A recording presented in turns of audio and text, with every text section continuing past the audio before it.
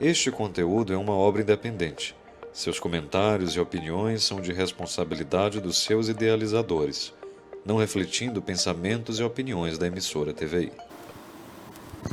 Olá, gente, eu sou Val Cabral e esse é o programa Olho no Olho, aqui pela TVI. Olha, na condição de comunicador, eu tenho como prática contar história, né? E o bom é quando a gente conta história em que a gente se vê protagonista dentro dela. Os acontecimentos, eles são muito mais fiéis aos fatos quando nós estamos dentro dele. E um momento atrás, numa conversa com a secretária de Infraestrutura de Itabuna, a doutora Sônia, eu soube de que haveria uma requalificação de praças públicas na cidade. Isso tem mais de um ano.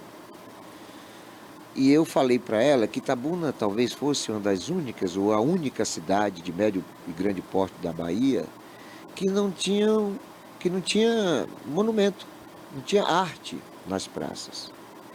E eu estava reivindicando dela que em todos os projetos que seriam desenvolvidos para as requalificações das praças, que ela integrasse ali uma estátua, um monumento, algo que pudesse simbolizar uma cultura, uma arte, uma história e o embelezamento urbanístico através de algo que fosse acalentador, que fizesse os olhos brilharem e que servisse também como um monumento para fotografias, para boas lembranças, sobretudo dos nossos visitantes.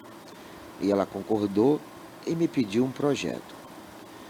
E eu imediatamente procurei o escultor Giovanni Tavares e ele fez um projeto que foi logo aprovado, é o Homem Árvore. Ele usa outro nome lá, mas eu chamo de Homem Árvore, e que já foi colocado e que está lá na Praça Camaquã, né, uma estátua de 5, 6 metros, simbolizando a natureza na estrutura cibernética, de ferro, enfim.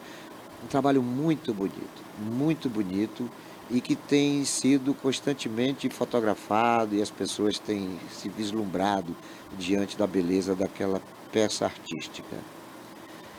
Posteriormente, a doutora Sônia, ela mesma me ligou, querendo que eu apresentasse um projeto que fosse para homenagear os poetas de Itabuna. Naquele primeiro momento, a ideia era homenagear Firmino Rocha. E eu disse para ela que Firmino Rocha, de fato, era um dos poetas mais conhecidos do sul da Bahia, quiçá da Bahia, autor do poema Der o Fuzil ao Menino, que está exposto no muro, ou no mural, da sede da ONU em Nova York, Estados Unidos. Talvez este fato é que tenha notabilizado Firmino Rocha.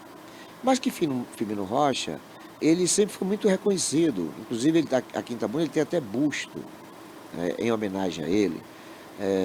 Faculdade faz homenagem. Ele tem, assim, várias situações da comunidade o reconhecer como um artista que tem que ser memorizado, que tem que ser homenageado. Mas Itabuna tem um poeta que ele é traduzido em 40 países e é o poeta mais premiado da história de Itabuna. E nunca teve nada na cidade como forma de reconhecer este fato, que é o Telmo Padilha. Telmo Padilha, já falecido há umas 2 décadas, mas que é ainda até hoje o nosso poeta mais reconhecido internacionalmente, traduzido em vários países e que está sendo submetido a uma condição de não reconhecimento.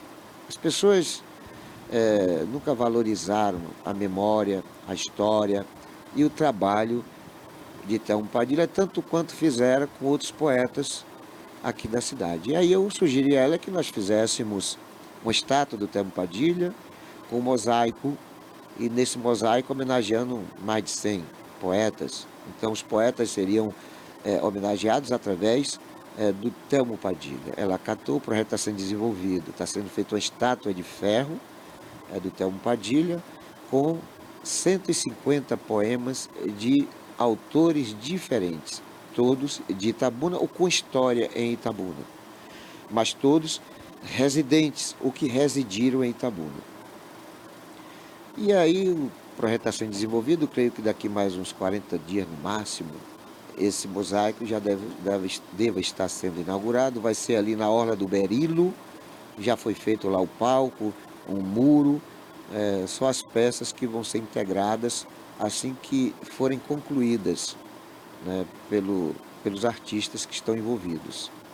E aí eu aproveitei, no momento que eu estava com o prefeito, e falei: Augusto, aquele relógio da Praça Dame já está obsoleto, já serviu para o motivo pelo qual ele foi implantado. E não está uma coisa bonita, sabe? Eu queria lhe sugerir que no lugar do relógio nós puséssemos ali uma estátua de São José, de 15 metros. Será a maior estátua de São José do Brasil, o que por si só já estabelece o espaço como um portal turístico, né? Um portal da cidade. Mas o objetivo, além da questão da arte, do embelezamento urbanístico, era fazer com que a procissão de São José tivesse ali na Praça Dame, que é a metade do percurso, né? Os fiéis saem da catedral e dão uma volta pelo Jardim do Ó, passando pela Cinquentenário. Quando chega na Praça Dame, está na metade do caminho, porque a procissão dá seguimento até o final da Cinquentenário, canal do Lava Pés, e aí acaba pegando a reta ali, a tangente, para ter término lá na catedral. Então, é metade do percurso. Só que como a procissão é acompanhada por um público muito numeroso de pessoas idosas, é óbvio que quando as pessoas chegam ali na Praça Dame, já chegam exauridas, precisando de um refrigerado, né, de um momento, né, para um descanso. E ali se faz o oratório, através da estátua de São José.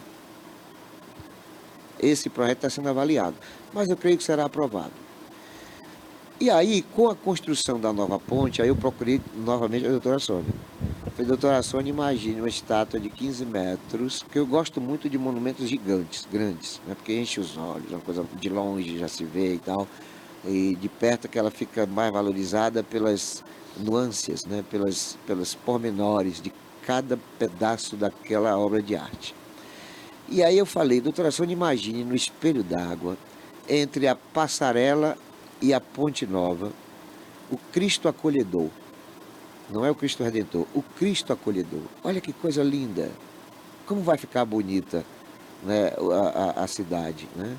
E aí faz aquela luminária, aquelas coisas que vão acrescentar beleza à obra de arte. E nós teremos aí um cartão postal excepcionalmente bonito, independente da conotação religiosa.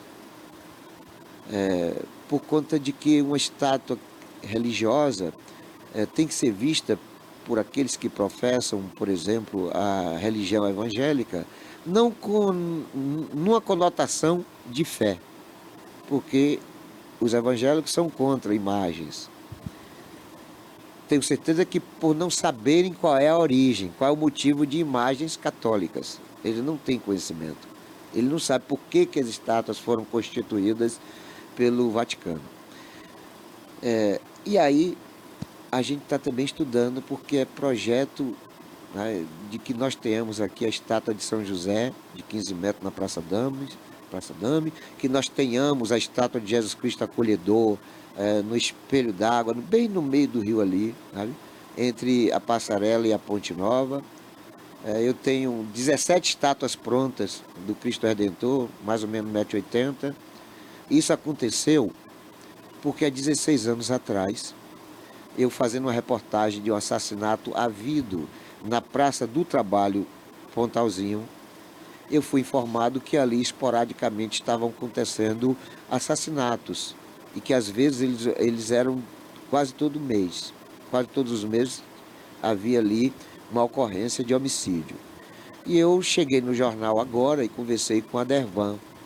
Falei: Dervan, eu quero lhe sugerir que nós implantemos ali, fixemos ali na Praça do Trabalho, na ponta da bifurcação, a estátua do Cristo, porque eu tenho quase certeza que vai ajudar a conter o ímpeto de criminosos que ali têm suas ações fatais. E ele concordou comigo. Aí eu fui ver, fazer orçamento, a estátua. Aí eu falei, ó. Aí eu voltei e falei, a estátua custa R$ 600. Eu dou R$ 300 e você dá R$ 300. Ele concordou. Só que antes de levar o orçamento, eu conversei com um cidadão chamado Marco Magalhães, já falecido. E ele era o chefe do setor de iluminação da prefeitura. E ele se comprometeu comigo de fazer o holofote, colocar a iluminação na estátua. Procurei Isaías Mendes, que era diretor da Imasa, para ele fazer o pedestal. E ele fez o pedestal. E nós colocamos a estátua do Cristo, do Cristo Redentor, lá na Praça do Pontalzinho, onde está até hoje. Não foi coincidência, isso tem 16 anos, e nunca mais um assassinato ali. Há uns 3, 4 anos atrás, mataram alguém, mas perto, não lá na praça mesmo, nunca mais um assassinato. O que significa dizer que eu estava certo, quando imaginei que aquilo teria este resultado.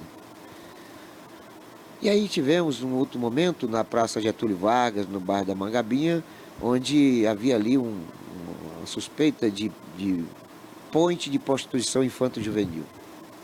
E ali aí só foi eu sozinho. Eu coloquei a estátua lá, né? E logo em seguida vieram requalificações da praça e tal, e a praça deixou de ser uma referência negativa, né? Com a última reforma da praça, a estátua foi colocada no fundo da praça, mas era na frente. E teve um episódio ocorrido com essa estátua, porque uma maluca lá jogou pedra lá e acabou com a estátua, e 2 empresários, que até hoje eu não sei quem são eles, repuseram a estátua. Aí quando houve o anúncio de que a praça seria requalificada, eu procurei a secretaria e falei que era intocável aquela estátua. Aquela estátua eu coloquei do meu dinheiro, mas não pertencia a mim, pertencia à comunidade da Mangabinha, e eu gostaria que no projeto de reforma da praça não tirasse a praça. Realmente, a estátua realmente não tirou, está até lá. Eu tenho mais 17 estátuas que eu mandei construir. 17 estão comigo, as 17, vou fazer mais 3. Quando tiverem as 20, eu vou colocar em 20 bairros diferentes da Buna. É uma questão de fé, é uma questão de convicção, é uma questão de compromisso meu comigo mesmo. Dito isso, onde eu quero chegar? Eu quero dizer que uma cidade sem monumentos artísticos, uma cidade sem arte, é uma cidade sem cultura, sem história, uma cidade sem identificação própria. Porque arte não só embeleza, arte acalenta. A arte tem uma influência extraordinária na formação das pessoas, né? Na índole das pessoas. As pessoas, quando são adeptas das artes, elas são mais tolerantes, mais sábias, elas são mais felizes, irradiam sorriso, provocam sorriso. A arte tem uma capacidade extraordinária de engrandecimento do nosso espírito e do cuidar do corpo também, porque todo artista acaba sendo também um perfeccionista no cuidar de si mesmo. Então a arte e a cultura, elas representam muito mais daquilo que a gente vê de belo na nossa frente, né? Está transcendendo qualquer conceito, né, de beleza, sabe? É uma coisa que vai muito além disso. Então é por isso esse meu compromisso de fazer com que Itabuna esteja cada vez melhor e mais bonita, com coisas boas e belas para serem vistas. E como a gente está falando de arte, eu vou bater um papo com um dos artistas mais completos que eu conheço. Um dos artistas assim que é de uma referência maravilhosa, fantástica, do que nós temos de melhor no ser humano que faz arte, no artista que constrói o humanismo através do seu trabalho.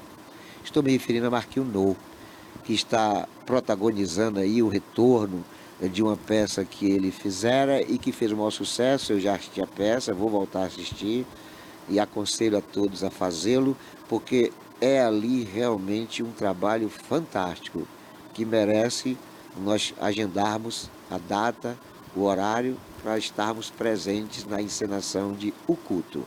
É sobre O Culto e sobre Marquinhos No, que nós vamos bater um papo logo depois do nosso próximo intervalo, que é coisa muito rápida. É um pelar e um pecar.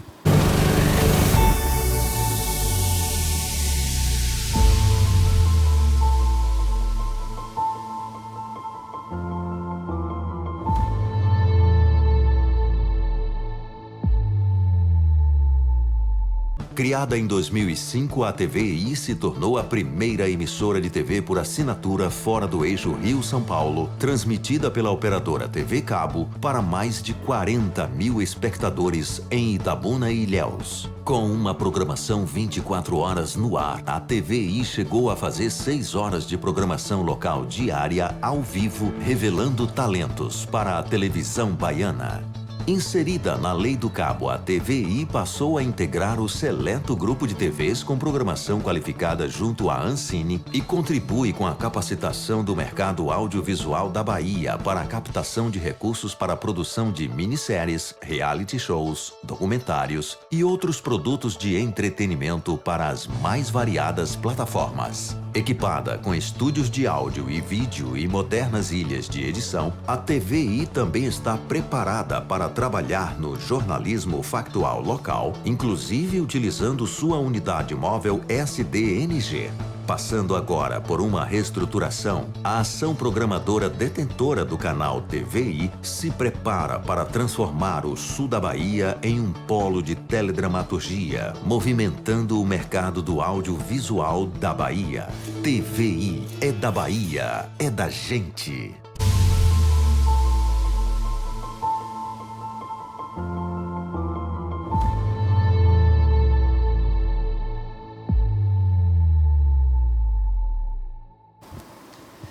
Olá, gente, eu sou Val Cabral e esse é o programa Olho no Olho, aqui pela TVI. Nós vamos bater papo neste exato momento com uma das personalidades mais conhecidas e, sobretudo, mais qualificada para falar sobre teatro, sobre artes, porque ele tem se notabilizado, né, por muitos anos como uma das melhores referências no que diz respeito à produção de teatro, né, a arte nesta cidade, Marquinhos No. Marquinhos No, nesse primeiro momento a gente vai querer saber quem é Marquinhos No por Marquinhos No. E aí eu já começo a perguntar ao Marquinhos justamente essa indagação. Quem é Marquinhos No? Bom dia, meu querido. Bom dia. Olha, antes de falar quem sou eu quero dizer a propriedade, o bloco anterior, sobre o seu comentário sobre as esculturas, é sensata e necessária. É sempre necessário lembrar os governantes, lembrar que a cidade precisa de cultura, que precisa dessa grande informação. Bem, Marquinhos No, eu sempre digo que Marquinhos No é um peão da arte, né? Porque ele está voltado para tudo questões teatrais. Eu faço cenário, eu faço iluminação, eu faço figurino, eu faço tudo. Dou aula de teatro. Então, Marquinhos No é uma pessoa voltada para isso e com a preocupação cultural e social. Sabe? Porque é necessário um país, uma cidade, sem sua cultura, realmente é uma cidade morta, né? E esse jovem dia precisa de desenvolver muito com a cultura, com a arte, porque a arte e a educação salva perfeitamente.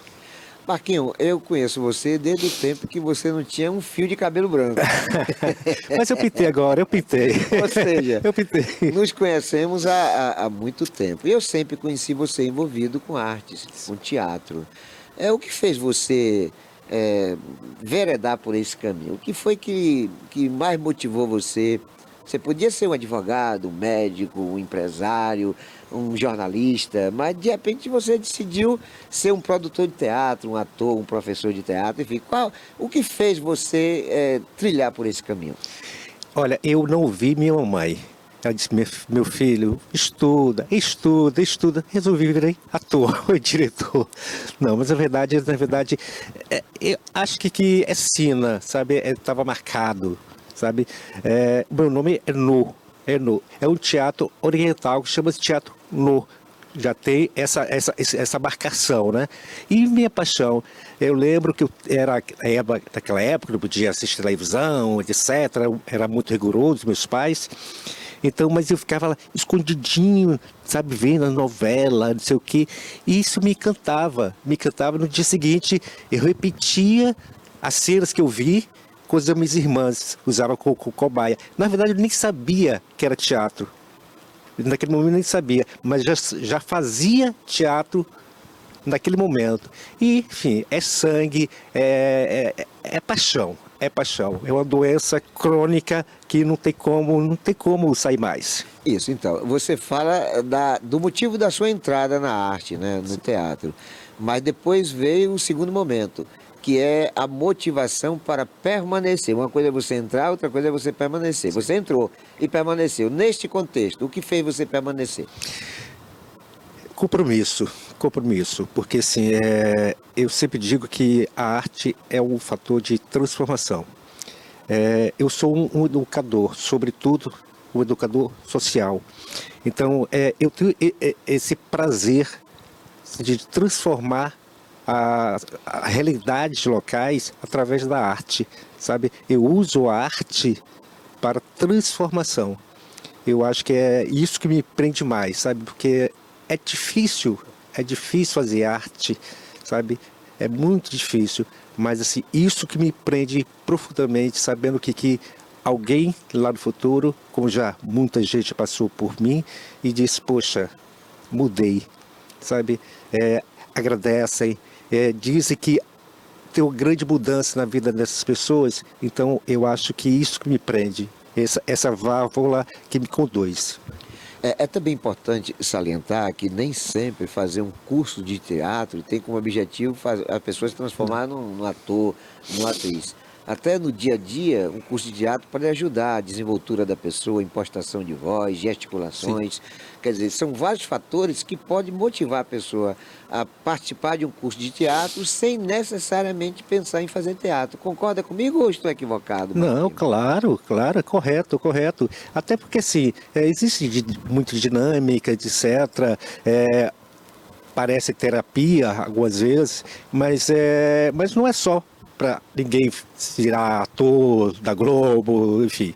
Mas assim, o teatro em si, ele transforma, sabe? Lá adiante ele vai perceber a brincadeirinha que achava que é legal, sabe? Achar que é muito engraçadinho, mas lá no futuro eles vão saber como o teatro é tão bom, sabe? Como ele transforma a pessoa. Então, o teatro é isso. Não só basicamente para virar ator, é claro, se tiver formar atores, etc., como muitos passaram por mim, são professores de teatro, etc., é bom, mas o objetivo legal mesmo não é bem basicamente isso, né? É bom. Você tem assim no seu histórico situações de pessoas que entraram para fazer o teatro e seguiram carreira e hoje tem assim alguns trabalhos já reconhecidos a nível de região, de estados. Tem algum nome que você possa citar assim que emergiram justamente dessa sua iniciativa de fazer o curso? Tem, por exemplo, o Wendel Cruz, que inclusive ele fez o primeiro culto, né? Aquele que assistiu, e ele foi inicial, começou e se apaixonou, e hoje ele faz muitas coisas, mora em Salvador agora, se formou teatro e fez alguns filmes e dá aula de teatro lá em Salvador. Então ele tem vários, que eu não vou dizer que são muita gente, que eu não lembro muito. Espírito Santo, por exemplo, morei também lá alguns anos lá, tem muita gente que já fez filmes e tal, que continuam na carreira, acreditando, entendeu?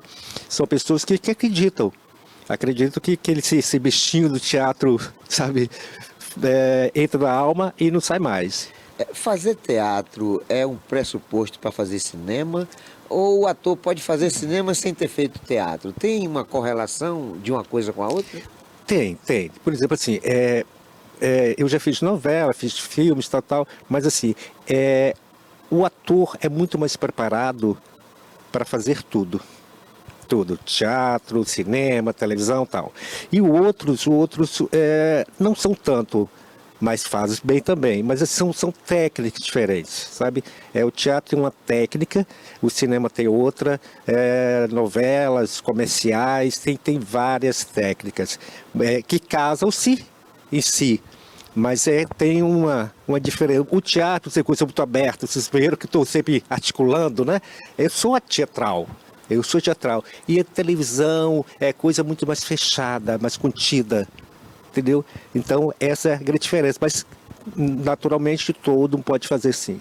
Ô Narquinho, uma das coisas principais para ser um bom ator é a capacidade de memorização do texto. Quando a pessoa tem dificuldade de memorar um texto, é mais difícil trabalhar ele quanto proposta de ator? Ou você pode resolver o problema de dificuldade de absorção do texto no ator? Ou seja, ele é um bom ator, ele tem boas gesticulações, ele tem boa impostação de voz, mas ele é péssimo de memorar texto. Quando isso acontece, qual é a mágica? Médico e remédio. Laço de memória. Pronto, entendeu? E assim, para fazer, tem que ter amor. Tem que acreditar. Quando acredita, tudo resolve. Até memória fica mais lembrada.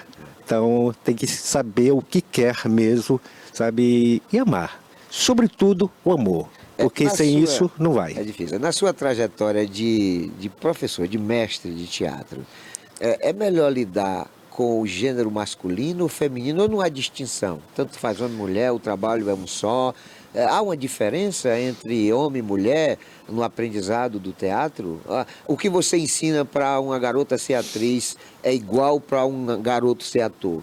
Há distinção ou há uma padronização nesse aprendizado? Não, as técnicas são todas iguais, são todas. É claro que a mulher tem uma sensibilidade além do homem, entendeu? Não quer dizer que o homem não tenha também, mas assim, diante minha vida toda, quem destaca muito mais as mulheres, porque elas são mais sentimentais, sabe? Elas captam mais, não desmerecer os meus alunos, por favor, mas esses homens são mais abertos, sabe? As dicas, elas se entregam mais, sabe? Elas mergulham.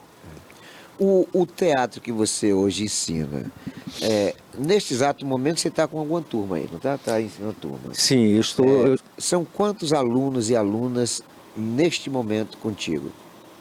Olha, eu entreguei agora recentemente, menos de um mês, eu estou no presídio. Estou dando aula para os presidiários lá. Por enquanto, porque a gente tem uma linguagem nova ainda lá. Então, tem poucos alunos, são 3 turnos, à tarde tem 2, 3, e à noite as meninas. As meninas tem muito mais, tem 8, 10 por aí, mas assim, é inicial. E isso que ficaram lá já se apaixonaram, já ensaiam, já querem fazer, então é uma experiência nova que eu estou adorando. Ensinar teatro para encarcerados, quer dizer, é uma coisa que no primeiro momento a gente imagina um pouco meio complicado, né? Porque você está diante de pessoas que não são as esperadas para uma execução de arte, né? São pessoas que estão ali pagando por um erro, mas que estão ociosas, de repente flexível ao entendimento melhor de fazer arte, porque tem um tempo ocioso. Qual a diferença entre você fazer um trabalho de ensinamento de teatro para o encarcerado, para um estudante, para uma pessoa em liberdade?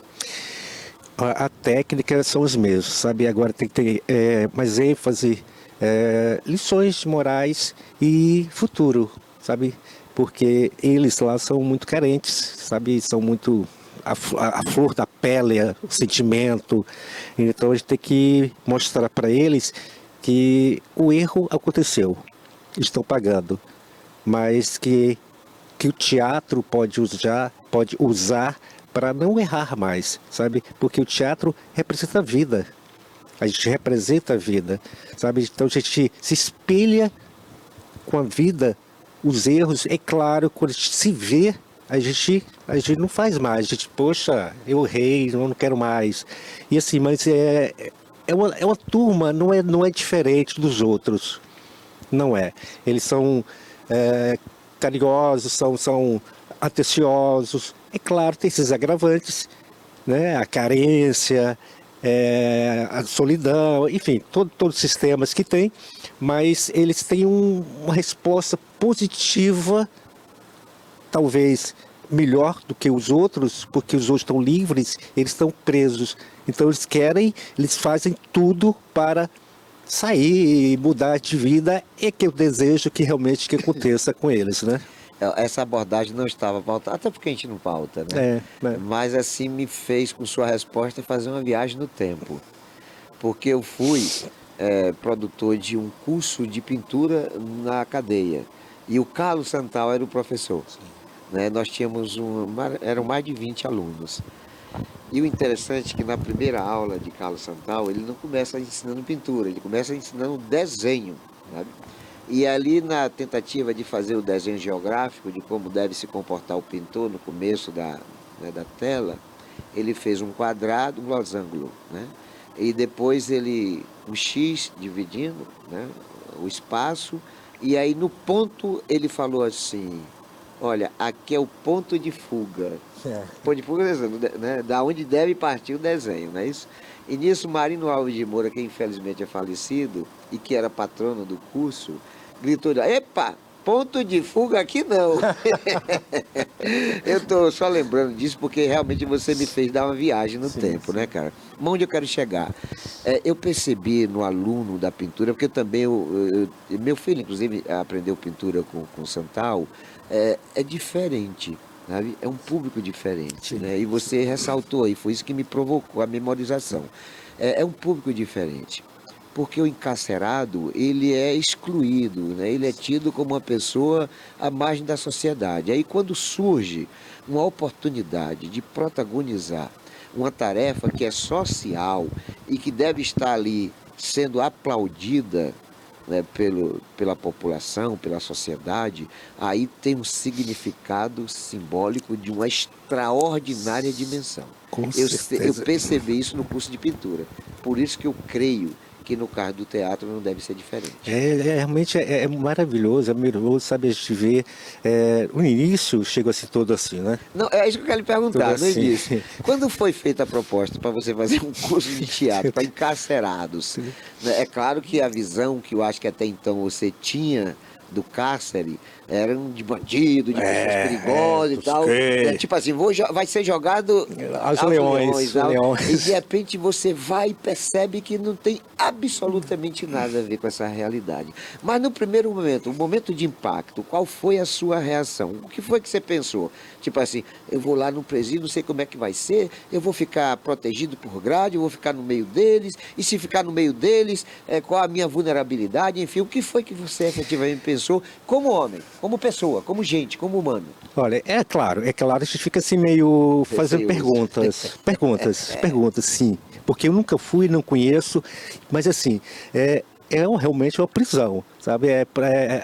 A gente, eu sempre digo, toda terça-feira, eu vou ficar preso lá, sabe? Porque realmente é uma prisão mesmo, sabe? Eu vou lá, fico preso até 8 horas, até retornar. Mas assim, se trata de gente, se trata de seres humanos, sabe? São pessoas que, é raro, mas são seres humanos, né? Que têm sentimentos também, tudo isso. Então assim, é claro que no início a gente fica assim, né, meio cismado, não sei o quê. Aí chega os caras lá, assim, olha assim, desconfiado, que não sabe o que é. Mas depois de 20 minutos, começa a relaxar, começa a rir, começa a relaxar e que bom. Mas assim, tá tudo ok agora, já tô conquistando a galerinha e tem uma resposta positiva. Isso que me fascina. Lembra, eu falei do social, sabe, do teatro que transforma. Sabe, é mágico, é extremamente mágico. Já está vendo uma mudança de conduta. Sabe? O bom, viu, Marquinhos? E eu percebi isso no curso de pintura de Santal, lá na cadeia. de que você ajuda a cabeça da pessoa. Sim. Ou seja, o que é que o indivíduo que está encarcerado deve pensar? Né? Ele deve pensar o seguinte: pô, eu fiz o que era para ser vaiado, eu fui vaiado, estou aqui porque fui vaiado. E aí agora eu tenho uma oportunidade Ser aplaudido. de fazer uma tarefa para ser aplaudido. Olha como isso pode ser acalentador. Olha como isso pode ser repaginador na vida de uma pessoa. Porque eu sempre digo às pessoas, eu fui gestor de esporte e desportos em Eunápolis, e uma certa feita eu ouvi uma palestra do meu chefe, né? Ele dizia que o esporte, a cultura tira do crime e tal. Aí eu, depois da palestra, chamei ele em particular e falei, não fale mais nunca isso. Porque cultura não tira ninguém do crime, esporte não tira ninguém do crime. O que tira do crime é o berço, é a família, é o ambiente, é a sociedade, é a religião, é a oportunidade de inserção no mercado. É isso que tira do crime. Agora, é isso que evita a pessoa entrar no crime, né? Isso evita. Né? O esporte mantém a pessoa fora do crime. Ocupa a pessoa, né? Tira a pessoa de pensar em coisas erradas. Então, desportos e cultura e arte faz com que a pessoa fique distante do crime, mas não impede a pessoa de entrar. Até porque nós temos jogador que foi da seleção brasileira, sim, que é envolvido com crime. Sabe? Nós temos vários artistas que mataram, pessoas famosíssimas que praticaram o crime. Então, o crime não tira. O crime faz com que as pessoas não entrem. Então, por isso que a arte e os desportos têm que começar de berço, de pequeno, junto com o aprendizado familiar. Eu sempre falo isso e ele concordou comigo. Eu não sei se o telespectador vai concordar, mas eu tenho essa convicção, né, de que o que tira, ou melhor, o que evita o indivíduo a entrar no mundo do crime é a família. São pais, avós, tios, primos, é a família.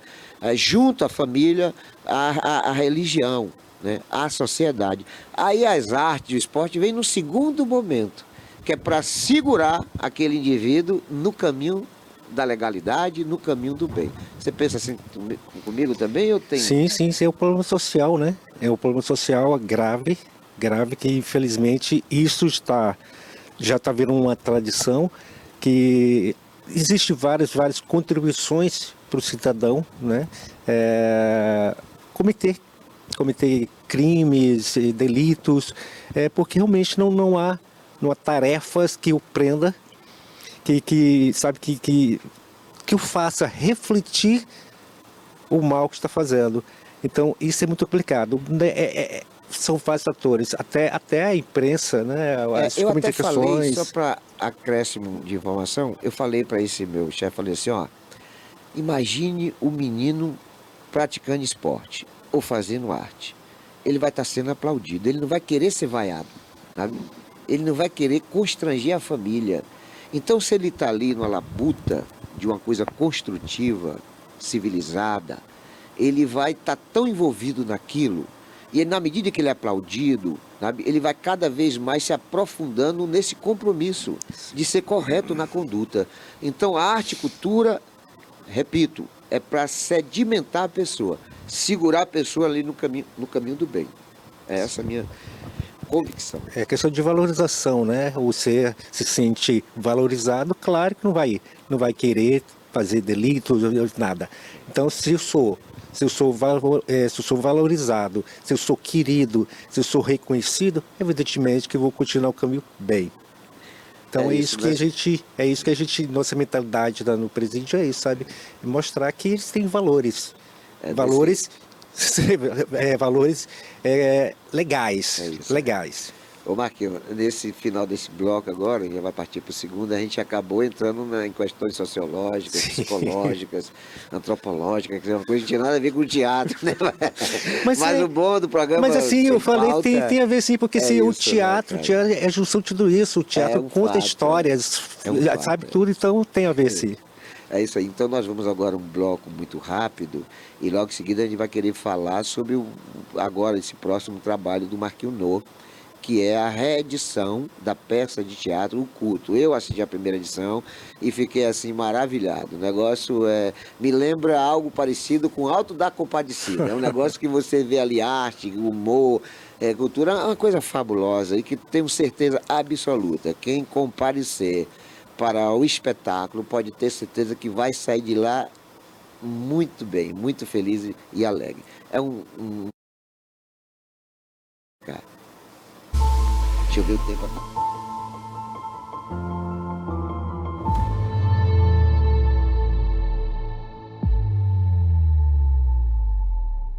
Criada em 2005, a TVI se tornou a primeira emissora de TV por assinatura fora do eixo Rio-São Paulo, transmitida pela operadora TV Cabo para mais de 40 mil espectadores em Itabuna e Ilhéus. Com uma programação 24 horas no ar, a TVI chegou a fazer 6 horas de programação local diária ao vivo, revelando talentos para a televisão baiana. Inserida na Lei do Cabo, a TVI passou a integrar o seleto grupo de TVs com programação qualificada junto à Ancine e contribui com a capacitação do mercado audiovisual da Bahia para a captação de recursos para a produção de minisséries, reality shows, documentários e outros produtos de entretenimento para as mais variadas plataformas. Equipada com estúdios de áudio e vídeo e modernas ilhas de edição, a TVI também está preparada para trabalhar no jornalismo factual local, inclusive utilizando sua unidade móvel SDNG. Passando agora por uma reestruturação, a ação programadora detentora do canal TVI se prepara para transformar o sul da Bahia em um polo de teledramaturgia, movimentando o mercado do audiovisual da Bahia. TVI é da Bahia, é da gente.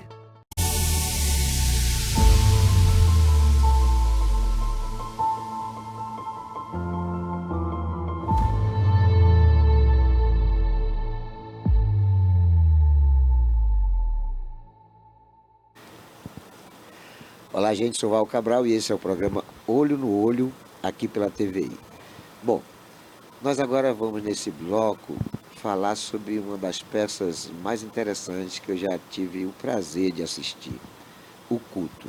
O Culto, uma produção do professor, do ator, do produtor de teatro, Marquionot, e uma peça que ela é, na verdade, uma sátira, não sei se está nessa conotação, mas acaba sendo uma coisa que tem muito a ver com a realidade, com o que está acontecendo, o mercantilismo da fé, questões sociais, enfim. O Marquinhos acaba botando no seu texto, né, circunstâncias que estão dentro daquilo que as pessoas vão identificar como real. Ó, isso aí está acontecendo, isso aí sem dar conotação, sem identificação, mas é fácil a percepção de onde Marquinhos está querendo chegar. Eu não sei se houve mudança do texto, mas se for ele fiel àquilo que eu já vi no primeiro momento, eu creio que as pessoas vão pensar aquilo que eu estou falando aqui. Mas ninguém melhor do que o próprio Marquinhos para dizer efetivamente o que é que significa o culto, onde ele quer chegar. Qual o desenrolar do seu conteúdo, né, do seu texto. E é o Marquinhos que vai nos responder. Marquinhos, o culto. O culto, a pessoa pode até ver, o culto, quem não vê o cartaz, pode até ver, vai se referir a alguma pessoa muito inteligente. Vai falar de alguém que é culto e tal, né? Mas não é. Então o Marquinhos vai dizer o que é. O que é o culto, Marquinhos? Sobretudo, culto é diversão. Advertências, crítica, alerta. E somando tudo isso, dá o culto. O culto que direciona a certas questões, que eu não vou contar, para vocês vão ver lá, e vocês vão se divertir muito. É um musical. Musical, sim, respondendo a sua pergunta, houve umas mudanças, sim, no texto, porque 30 anos depois tem que atualizar, né? Até agora que quem toma conta agora é uma mulher, antes era o homem, é a evolução da mulher, né? A gente fala sobre isso também, sobre o poder da mulher. Basicamente isso, é um texto que foi escrito 30 anos atrás, que funcionou perfeitamente, mas mesmo tendo essas mudanças, agora continua a sua essência, a sua mensagem, a sua busca, entendeu? Principalmente divertir, porque a gente faz muitas críticas uma sátira, mas assim, de uma forma leve, uma forma tranquila, porém a língua afiada, né? Que é um alerta, gente, é um alerta. Então, por isso que é tão divertido, as pessoas participam muito do espetáculo. Então, e a gente continua com essa visão, sabe? Para te fazer bem. Bom, você sinalizou umas situações aí que está em torno do conteúdo do texto. Sim. Nós sabemos que se você falar aqui acaba perdendo a graça, Sim. mas sempre tem o extrato do prefácio. O que é que você diria aqui a respeito desse assunto? Né? Como você resumiria? Onde você quer chegar? O que é que diz o texto? Bem, o culto, é o culto mesmo. São irmãos diante de uma igreja que vê a oportunidade para fins lucrativos usando a fé. Talvez essa crítica que a gente... Não é crítica, um alerta. Né? Um alerta porque isso acontece muito por aí. Então, é uma igreja, tem uma pastora, né? Que, na verdade, não só vende a fé, só vende terreno no céu. Enfim, são basicamente isso. Então, você está com problema de dívidas, a gente resolve lá, a gente sana a sua dívida, entendeu? A gente, se você está depressivo, você vai lá, você vai rir muito, a gente vai salvar você do pecado, entendeu? Se o seu cartão de crédito está pouco, a gente aumenta para doar para a gente. Então, é basicamente isso. E nós temos também vários produtos que pode ser vendido, tudo, claro, em nome da fé, né? Porque a gente tem que cuidar muito da sua fé. O texto fala do leilão da fé? Tem algum momento lá que vai abordar essa questão de quem dá mais para demonstrar o tamanho da fé em Deus? Não, é subtexto, subtexto, sabe? Realmente, vem de muita coisa lá, vem, sabe? Mas tudo sobre da fé. Os seus atores e atrizes vão ter liberdade de repente colocar circunstância no texto, porque às vezes você tem ali uma formatação, né, já de um script já previamente ensaiado e tal, mas aí alguma coisa requer uma pitadazinha, sabe? Um experimento, alguma coisa assim. Você como produtor, você dá essa liberdade na produção da peça? Sim. No transcurso da encenação? Sim, até porque o espetáculo é extremamente participativo, né? Eu digo sempre que o público não é o público, faz parte do espetáculo. Entendeu? Como tem sempre interferências durante da plateia, que elas participassem diretamente do espetáculo. Então, claro, porque a gente ensaia, mas a pessoa que está assistindo não está ensaiada, então existem situações que podem acontecer e estão preparados para acrescentar, tirar, enfim, entendeu? Então acaba também tendo assim uma encenação provocativa. Sim. Convoca o público para participar. Sim. É porque é um grande espetáculo, sabe? Não é só nós lá no palco. São todos, faz parte deste culto. Ô Marquinhos, você vai abordar um assunto que hoje aqui em Itabuna deve envolver aí umas 30 mil pessoas no mínimo. Você está mexendo em vesper, está botando a mão na cumbuca. Sim. Você não tem receio de sua arte ser mal compreendida por esses setores?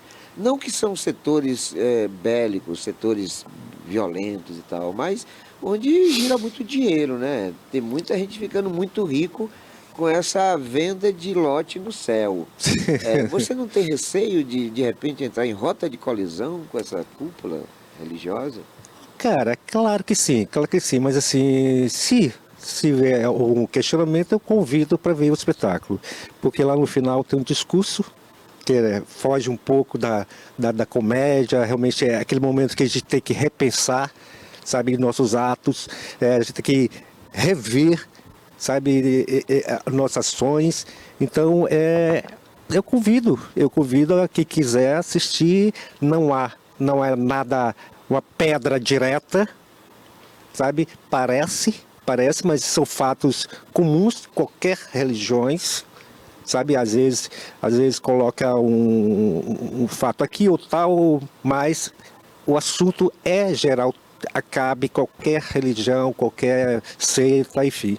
Então, assim, todos são convidados a assistirem e pronto. No seu texto tem alguém ali que esteja numa conotação de ir mais cedo? Alguém que é de ir mais cedo no texto e que possa identificar onde quer chegar a peça? Ou seja, embora você diga que não há uma identificação de onde a peça quer fazer a crítica, mas me parece que ela é inequívoca no contexto da parte neopentecostal. Acho que vocês chegam ali. Então você chega no ramo, mas não chega na raiz, não chega na identificação, né? Tem essa conotação ou em algum momento vocês vão ter que dizer, ó, tais igrejas, as denominações, vocês não chegam a esse tipo de abordagem? Olha, a gente analisou muito desde aquela época quais personagens que é mais engraçados, né? Qual personagem que é mais teatral do que a gente? Então, claro que se parece muito com o Pentecostal, mas não quer dizer que seja, sabe? Por exemplo, o texto final esclarece perfeitamente isso, dizendo que todas as religiões cobram e etc, tá? Mas é claro, falando teatralmente, a gente buscou esses personagens, né, que realmente são, algumas vezes são cômicos, e a gente percebe são mentirosos, então a gente colocou, tá? Mas não estou dizendo que são todos, né? Claro que não, né? Ô Marquinhos, você não é religioso. Eu acredito em Deus, Pronto, não sigo religião. Essa sua criação decorreu de quê? O que fez você criar o culto? O que foi que lhe motivou? Eu sou uma pessoa muito crítica. Como falei para você, eu sou educador. Eu sou muito voltado no lado social. Eu já fui algumas vezes evangélico e não gostei. Não gostei as formas, sabe, enfim. Então, assim, eu sou muito crítico e a minha função como artista, como educador, a gente fazer algo que faça uma denúncia, que pelo menos alerte. É o compromisso social, sabe? Por exemplo, algumas pessoas vão para a igreja pelo medo, sabe? E a gente, o básico, a gente prega pela fé. A fé, sabe? Pela fé não tem preço, não tem sacrifícios, é pela fé, não pelo medo. Então, assim, isso me incomodava muito naquela época, sabe? Eu ficava, poxa, aí pronto, começou na verdade uma brincadeirinha, um sketch que tinha aí na cidadania naquela época, e aí fizemos lá tal, e deu certo tanto que o diretor daquela época, esqueci o fonte, esqueci o nome dele, e foi cantado, e até disso a gente começou a construir esse texto e montou aquele que você viu, e a gente continuou. Deu uma parada e agora retornamos com mais gás atualizados, algumas informações atualizadas, mais ousada, né? Porque o século pede mais, e enfim. Mas é basicamente isso, sabe? Não é nada contra a ninguém, apenas é uma visão de ser humano e artista. Eu acho que a gente tem esse compromisso, sim, como cidadão, como sociedade. Ô Marquinhos, você tem 3 décadas que fez a criação do culto. De lá para cá, alguma coisa mudou? As coisas ficaram melhores? O mercantilismo da fé ampliou? Como é que você faz a ideia do que foi há 30 anos atrás para o que está sendo agora em relação ao texto do culto? Olha, eu tenho visto, eu acompanho muito até para me atualizar alguns vídeos, YouTube, etc, sabe, vendo várias, e antes eles eram mais disfarçados, essa é a minha opinião, a minha visão, é mais disfarçado, hoje são mais diretos, sabe, quase obrigam obrigam, sabe, estabelece preços, taxas, enfim. Então, assim, e reclama até, sabe, o uso de um banheiro. Eu vi um vídeo lá que uma pastora estava reclamando que os fiéis vão ao banheiro, sabe, usam, não sei o que, não pagam dízimo, não sei o que. Gente, eu acho que não tem nada a ver com nada. Então, assim, hoje está muito mais declarado e mais exigente, sabe? É mais exigente. Então, e tem muita confusão, sabe? Estão brigando agora na igreja. Antes era disfarçável, hoje não, literalmente existe muitos escândalos nas igrejas, sabe? Visivelmente. Então, tudo mudou. Recentemente teve um pastor que foi flagrado com calcinha e com peruca. É isso. O seu texto não vai abordar esse assunto. Tá? Não. Ainda não, mas vai ter. Vai ter um momento, vai né? ter, porque, vai assim, ter um culto 2. Porque assim, o culto assim, é um texto que permite várias criações, sabe? Porque o tema é muito amplo. E transcorre no culto. Sim, entendeu? Acontece no culto. No culto, tudo pode acontecer, entendeu? Então, claro, eu estarei, vou ver 30 anos depois, vou ver, porque até a plateia muda também, né? Sim. Tudo muda. Então eu estarei observando a reação das pessoas, tá com o elenco diferente. Então vou observar isso e vou acrescentar, vou tirar e tal. Então fazer umas mudancinhas pequenininhas, sem perder a essência, sem perder a lógica do espetáculo. E, enfim, a gente vai fazer. É isso aí. Bom, vai fazer aonde, quando e que horas? No Centro de Cultura, Adonias Filho, às 20 horas, dia 20 e 28 de setembro, agora. Para a pessoa ter acesso, vai ser cobrado ingresso? Quanto é o ingresso? Como é que vai funcionar? Se vai ter meia o ingresso? Diz aí pra gente. Como é que Vai sim. Nosso culto é muito democrático. Então, assim... Vai ter a oferta, vai ter o dízimo. Para entrar tem que ter o dízimo. Claro, senão não entra, né? Não. Então, assim, o dízimo é R$40 e meia para aqueles que ganham muito, então meia, quer dizer, meia para estudantes, idosos, etc. Meia e pronto. Você pode adquirir lá, então, no site, que eu nunca decoro, mas eu sempre estou postando nos sites lá, para que é CIPA. Parece que é o CIPA. O CIPA, você pode ir lá comprar online e tal. Mas, se quiser, no mesmo dia, lá no teatro, tá lá, pode comprar à vontade, traga todo mundo e vai divertir. Vocês vão adorar. Aquelas pessoas que tiverem interesse de já comprar com antecedência o ingresso e que não têm acesso à internet, você teria um lugar específico em que ela pudesse dirigir já a partir de segunda-feira? Eu acho que no teatro. No próprio teatro? No teatro. É isso aí. E a expectativa, como é que tá aí? Cara, claro, todo espetáculo é um filho, né? Um filho que te espera, tem toda a gestação e a gente não sabe como vai ser a carinha da criança, porque a gente não vê ainda. Mas assim, claro, filho, sempre filho. E é um filho que está com muito, esperando com carinho, com muito emoção. Eu creio que vai ser maravilhoso. Esse criança vai nascer bem lindo. Eu estarei lá na maternidade. Estarei lá para ver o parto. É isso aí, Marquinhos. Eu quero agradecer, eu quero sugerir às pessoas que não deixem de comparecer, porque realmente é uma peça muito hilária. Não tem como você não sair de lá, sabe, renovado. É um negócio excepcional. Você vê que eu assisti tem 30 anos e até hoje eu lembro de tudo, porque realmente a peça é fabulosa. Então não deixe de participar. Marquinhos, obrigado, querido. Obrigado por sua participação. E sucesso. Criatura, você é meu colega, meu amigo há anos e anos. Eu que tenho que agradecer pelo ter abrido espaço e ter valorizando sempre a cultura. É assim que faz, viu, gente? Vocês. É isso aí. Valeu, irmão. Obrigado. Obrigado a você também, que tem sempre nos prestigiado com a audiência. Fiquem todos com Deus e não se esqueçam jamais de que Jesus é o caminho, a verdade e a vida. Sem dízimo.